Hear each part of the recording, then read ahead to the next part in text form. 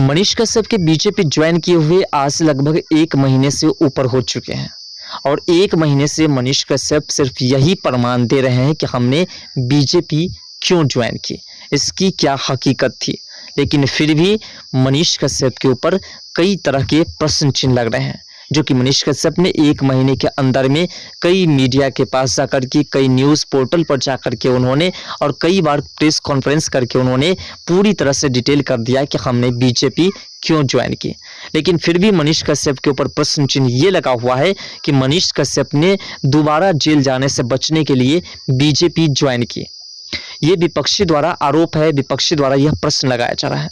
दूसरा ये कि मनीष कश्यप के बीजेपी ज्वाइन करते ही बीजेपी ने मनीष कश्यप के सारे केसेस खारिज कर दी, सारी केसेस खत्म कर दी, क्योंकि बीजेपी ने ही मनीष कश्यप के ऊपर केसेस दर्ज करवाई थी। तो क्या हकीकत है, क्या वाकई में बीजेपी मनीष कश्यप के ऊपर केसेस दर्ज करवाए थे और जैसे मनीष कश्यप ने बीजेपी ज्वाइन की तो सारे केसेस खत्म हो गए? क्या वाकई में मनीष कश्यप दोबारा जेल जाने से बचने के लिए बीजेपी ज्वाइन की हैं? इन तमाम मुद्दा को विस्तार से समझने का प्रयास करेंगे और इन सभी प्रश्नों का उत्तर मनीष कश्यप को खुद भी सामने आकर के एक बार देना चाहिए, जिससे कि विरोधी पार्टी के मुंह पर ताला लग सके और वो समझ सके कि इसकी हकीकत क्या है। लेकिन इससे पहले जानने का प्रयास कर लेते हैं कि आखिर मनीष कश्यप ने प्रेस कॉन्फ्रेंस करके और मीडिया के पास क्या कहा। शायद जो मनीष कश्यप के विरोधी होंगे, जो मनीष कश्यप के ऊपर जो प्रश्न चिन्ह लगा रहे हैं, उनको समझ में आ जाए कि आखिर मनीष कश्यप ने प्रेस कॉन्फ्रेंस में और मीडिया रिपोर्टर्स पर जाकर के क्या क्या बातें कही। दरअसल बात है कि मनीष कश्यप ने जब पश्चिमी चंपारण से लोकसभा चुनाव लड़ने से इनकार किया और बीजेपी ज्वाइन की, तो उस वक्त मनीष कश्यप ने साफ कह दिया कि हमारी मां की आदेश थी, हमारी मां ने कही कि तुम बीजेपी ज्वाइन कर लो। सबसे ईमानदार पार्टी और दुनिया की सबसे बड़ी पार्टी बीजेपी है, अगर इसे ज्वाइन कर लेते हो तो तुम्हारा भी जीवन धन्य हो जाएगा, क्योंकि जो राम को लाया है हम उनको लाएंगे और उनके सहयोग में रहेंगे तो कोई बुरा नहीं है। और उसके बाद मनीष कश्यप ने बीजेपी ज्वाइन कर ली और जो भी इस देश के अंदर सच्चे ईमानदार व्यक्ति है वो बीजेपी में जाना जरूर चाहेगी, तो ज्वाइन कर ली। लेकिन फिर भी मनीष कश्यप के ऊपर जो प्रश्न है कि मनीष कश्यप ने जेल जाने से बचने के लिए बीजेपी ज्वाइन की, तो इस प्रश्न को पहले हम आपको डिटेल में समझाते हैं। देखिए, ये हकीकत है कि मनीष कश्यप ने दोबारा जेल जाने से बचने के लिए बीजेपी ज्वाइन की है, ये बात हकीकत है। लेकिन फर्क सिर्फ इतना है कि बीजेपी द्वारा मनीष कश्यप को जेल नहीं भेजी जाती, बल्कि बिहार की जो जंगल राज की सरकार थी, बिहार के जो जंगल राज के राजकुमार है, उनके द्वारा जो आज भी मनीष कश्यप के ऊपर कई तरह के एलिगेशंस और कई तरह से आरोप लगाने की कोशिश हमेशा की जाती है, कई तरीके से फंसाने की कोशिश की जाती है, उसके माध्यम से जेल के अंदर दोबारा जाना पड़ सकता था मनीष कश्यप को। इसलिए मनीष कश्यप ने बीजेपी ज्वाइन कर ली।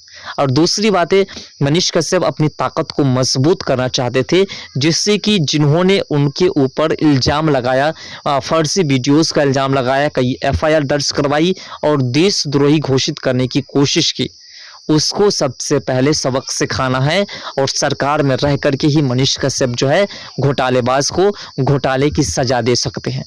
और इसीलिए मनीष कश्यप ने बीजेपी ज्वाइन करना सबसे उचित समझा। अब अगली बात है कि क्या मनीष कश्यप ने बीजेपी ज्वाइन की और ज्वाइन करते ही मनीष कश्यप के ऊपर से सारे केसेस खत्म हो गए?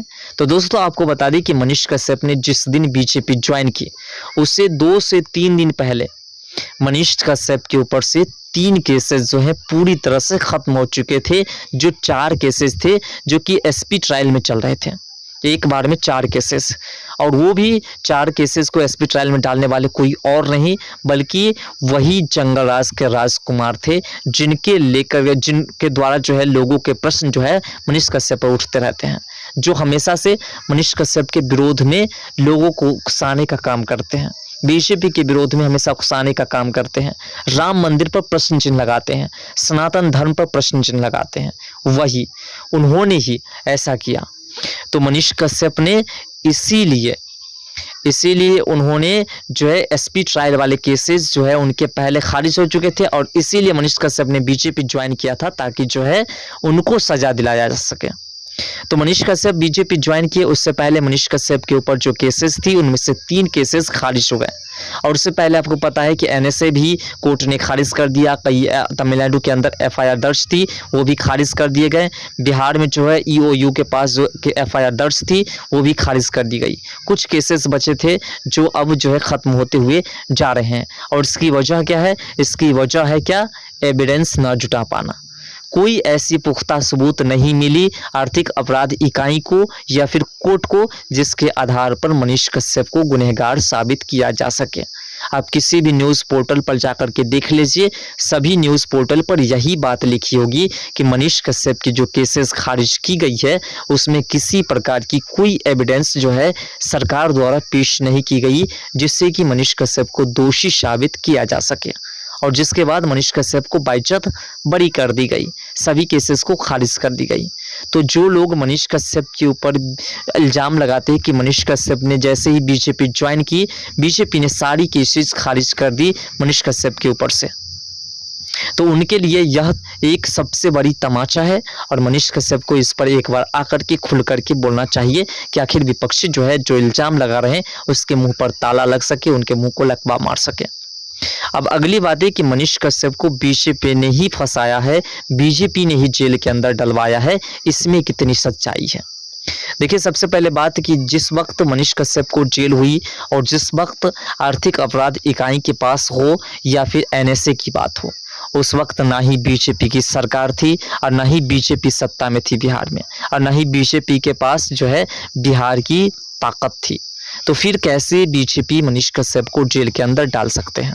और ये स्पष्ट रूप से है कि विपक्षी पार्टियां, यानी कि उस वक्त जो सरकार चल रही थी उसमें जो तेजस्वी यादव है जो कि उस वक्त डिप्टी सीएम थे, वो मनीष कश्यप जैसे ही तमिलनाडु के मामले में वीडियोस बनाए, उस वक्त नीतीश कुमार ने भी ट्वीट किया था, लेकिन तेजस्वी यादव ने नीतीश कुमार के ऊपर दबाव डाला और नीतीश कुमार ने ट्वीट को डिलीट कर दिया।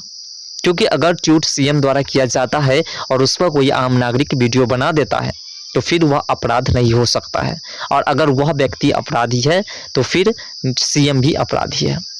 इसलिए सीएम के ऊपर दबाव डाल करके तेजस्वी यादव ने नीतीश कुमार से उस ट्वीट को डिलीट करवाया। उसके बाद पप्पू यादव जिन्होंने ट्वीट किया था उसके ट्वीट को भी डिलीट करवाया और उसको ऑफर दी गई कि हम अपनी पार्टी में आपको वरिष्ठ नेता का पद दे देंगे। बाद में उसे भी लात मार करके भगा दिया गया। उसके बाद तेजस्वी यादव ने जो है नीतीश कुमार के ऊपर दबाव डाला और दबाव डालने के बाद लगातार बिहार के अंदर कई एफआईआर दर्ज मनीष कश्यप के ऊपर करा दी गई। उसके बाद तमिलनाडु भेजा गया और तमिलनाडु के अंदर उसके ऊपर एनएसए लगा दी गई, क्योंकि तमिलनाडु की सरकार के साथ मिलकर के, यानी कि एमके स्टालिन के साथ मिलकर के उसने उसी दिन केक काटा था और मनीष कश्यप ने उसी पर प्रश्न चिन्ह लगाया था। तो यह स्पष्ट है कि बीजेपी का किसी भी तरीके से हाथ नहीं है। और ये भी याद रखिए कि जब मनीष कश्यप जेल के अंदर गए थे तो आरजेडी हो या जदयू हो, किसी भी तरफ से किसी भी तरीके से मनीष कश्यप के सपोर्ट में किसी ने एक चुई शब्द नहीं बोला था। लेकिन बीजेपी के कई ऐसे नेता हैं जिन्होंने खुल करके मनीष कश्यप का सपोर्ट किया, उनसे मिलने के लिए तमिलनाडु गए और उसके पक्ष में तमाम तरह के सोशल मीडिया पर आकर के जो है तेजस्वी यादव से हो या बिहार की उस वक्त की सरकार से हो प्रश्न किया कि आखिर कैसे एक व्यक्ति को, एक पत्रकार को फंसाया जा रहा है। फिलहाल मनीष कश्यप के ऊपर जो प्रश्न लगा रहे थे विपक्षी पार्टी की मनीष कश्यप ने जेल जाने से बचने के लिए बीजेपी ज्वाइन की है, मनीष कश्यप के बीजेपी ज्वाइन करते ही सभी केसेस खारिज कर दी गई और मनीष कश्यप को बीजेपी द्वारा ही फंसाया गया है। इन सभी प्रश्नों के उत्तर को हमने आपको विस्तार से समझाने का प्रयास किया। फिर भी अगर आपको लगता है कि इस पर मनीष कश्यप को कुछ खुल करके बोलना चाहिए तो आप इस वीडियोस को उनके पास शेयर कर दीजिए। वो इस वीडियोस को देखेंगे तो अपने स्तर से तमाम लोगों को समझाने का प्रयास अवश्य करेंगे। तो दोस्तों मिलते हैं नेक्स्ट वीडियो के साथ, तब तक के लिए बाय।